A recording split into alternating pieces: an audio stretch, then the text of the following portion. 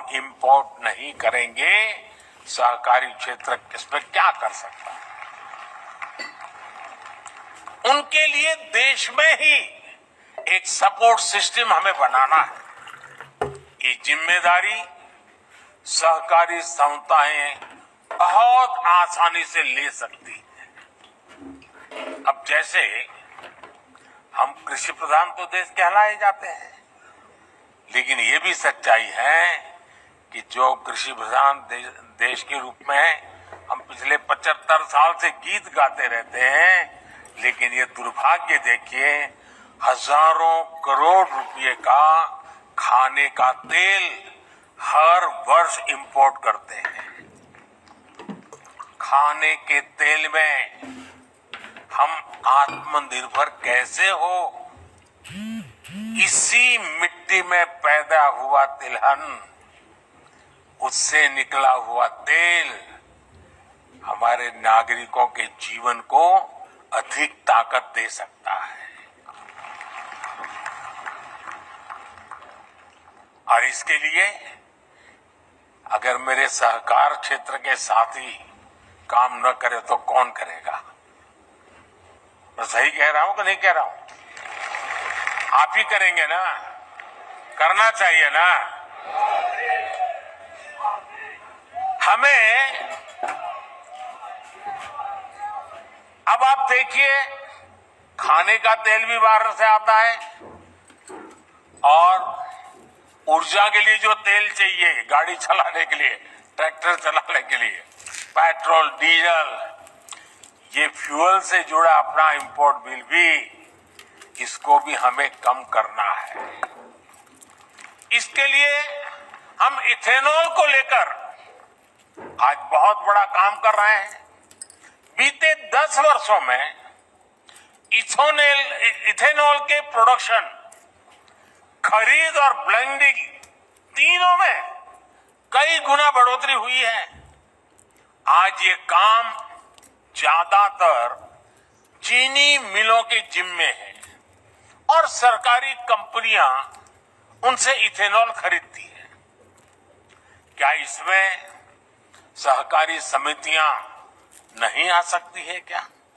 जितनी ज्यादा आएगी उतना ही इसका स्केल और बढ़ जाएगा।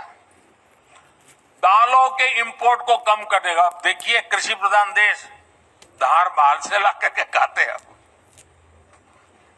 दालों के इंपोर्ट को कम करने के मामले में भी मेरे सहकारिता क्षेत्र के लोग बहुत बड़ा काम कर सकते हैं, अग्रणी भूमिका निभा सकते हैं।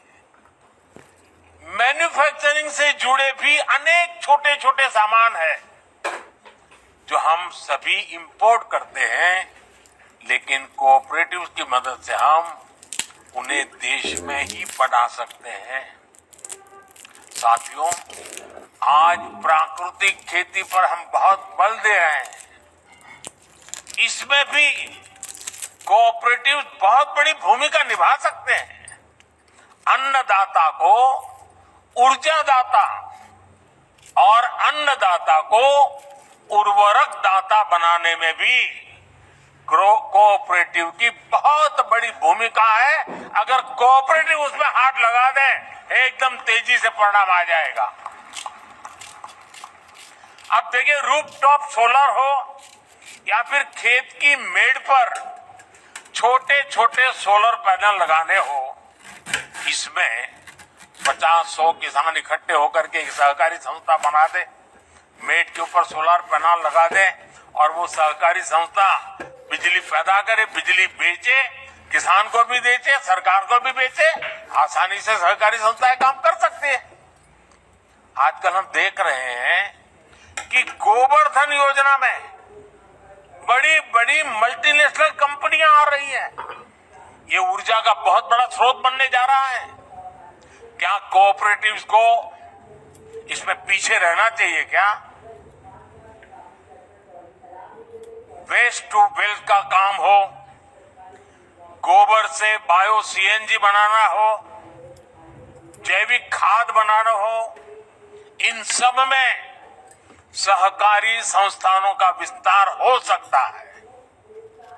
इससे देश का खाद्य से जुड़ा इंपोर्ट बिल भी कम हो जाएगा। हमारे किसानों के, छोटे उद्यमियों के प्रोडक्ट्स की ग्लोबल ब्रांडिंग के काम में भी आपको आगे आना चाहिए। अब देखिए, गुजरात का मैं, और पहले गुजरात में जो डेयरी थी सब अलग नाम से काम करते थे।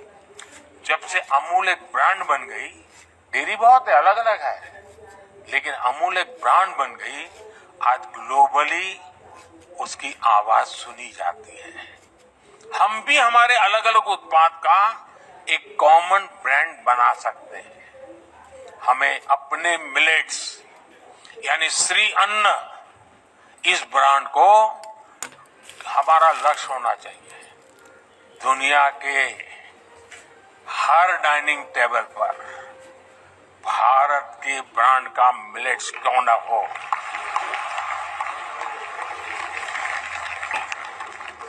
इसके लिए कोऑपरेटिव्स को एक व्यापक एक्शन प्लान बना करके आगे आना चाहिए। साथियों, गांव की आय बढ़ाने में सहकारिता का बहुत बड़ा योगदान हो सकता है। हमने तो डेयरी सेक्टर में एक स्पष्ट बदलाव होते हुए देखा है। अभी पिछले 3 दिन से मैं कहीं न कहीं सहकारी क्षेत्र कार्यक्रम में ही रहता हूं। पहले गया अहमदाबाद में, अमूल के 50 साल हुए थे। फिर कल बनारस में था, काशी में, वहां बनास डेयरी का उद्घाटन किया था। सहकारिता केवल व्यवस्था नहीं है, सहकारिता एक भावना है, सहकारिता एक स्पिरिट है। सहकारिता के ये स्पिरिट कई बार व्यवस्थाओं और संसाधनों की सीमाओं से परे आश्चर्यजनक परिणाम देते हैं। सहकार जीवन यापन से जुड़ी एक सामान्य व्यवस्था को बड़ी औद्योगिक क्षमता में बदल सकता है। ये देश की अर्थव्यवस्था के, खासकर ग्रामीण और कृषि से जुड़ी अर्थव्यवस्था के कायाकल्प का एक प्रामाणिक तरीका है।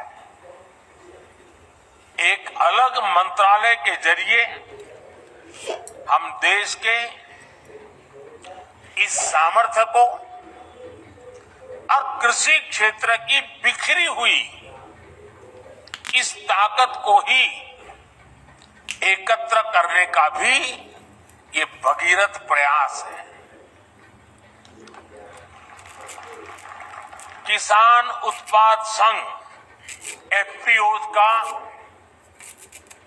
एक बहुत ही महत्वपूर्ण उदाहरण हमारे सामने है। एफपीओज के माध्यम से आज गांव के छोटे किसान भी उद्यमी बन रहे हैं, अपने उत्पादों को विदेशों तक निर्यात कर रहे हैं। हमने देश में 10,000 एफपीओज बनाने का लक्ष्य रखा था। एक अलग सहकारिता मंत्रालय होने के उसका नतीजा ये है कि देश में 8,000 एफपीओज का गठन ऑलरेडी हो चुका है, कार्यरत हो चुके हैं। कई एफपीओज की सक्सेस स्टोरी की चर्चा आज देश के बाहर भी हो रही है। इसी तरह एक और संतोषजनक बदलाव ये आया है कि सहकारिता का लाभ अब पशुपालकों और मछली पालकों तक भी पहुंच रहा है। मछली पालन में आज 25,000 से ज्यादा सहकारी इकाइयां काम कर रही है। आने वाले 5 वर्षों में सरकार का लक्ष्य दो लाख सहकारी समितियां बनाने का है और इनमें एक बड़ी संख्या फिशरीज सेक्टर की सहकारी समितियों की भी होने जा रही है। साथियों, सहकारिता की ताकत क्या होती है? गुजरात में मुख्यमंत्री के रूप में मैंने इस ताकत को अनुभव किया है। गुजरात में अमूल की सफलता की गाथा आज पूरी दुनिया जानती है। हम सब दुनिया भर के बाजार में पहुंच चुके लिज्जत पापड़ के बारे में भी जानते हैं। इन सभी आंदोलनों को मुख्य रूप से देश की महिलाओं ने ही लीड किया है। आज देश में भी डेयरी और कृषि में सहकार से किसान जुड़े हैं। उनमें करोड़ों की संख्या में महिलाएं ही हैं। महिलाओं के इसी सामर्थ्य को देखते हुए सरकार ने भी सहकार से जुड़ी नीतियों में उन्हें प्राथमिकता दी है। आप जानते हैं कि हाल में ही multi state cooperative society act में सुधार लाया गया है।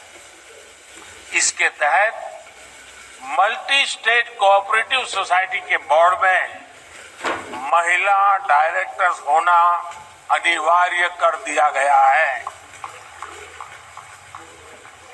हमारे देश में संसद में अगर नारी शक्ति वंदन अधिनियम पास होता है तो बहुत चर्चा होती है, लेकिन ये उतनी ही ताकत वाला बड़ा महत्वपूर्ण कानून हमने बनाया है, लेकिन बहुत कम लोग उसकी चर्चा करते हैं।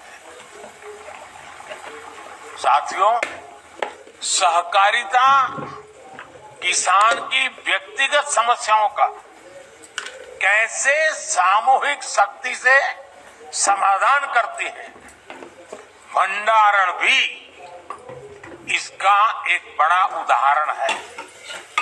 हमारे यहाँ भंडारण से जुड़े इंफ्रास्ट्रक्चर के अभाव में किसानों को बहुत नुकसान उठाना पड़ता था। पिछली सरकारों ने कभी इस जरूरत पर उतना ध्यान ही नहीं दिया, लेकिन आज सहकारी समितियों के जरिए इस समस्या का हल किया जा रहा है। दुनिया की, ये अपने आप में बहुत बड़ी बात है, दुनिया की सबसे बड़ी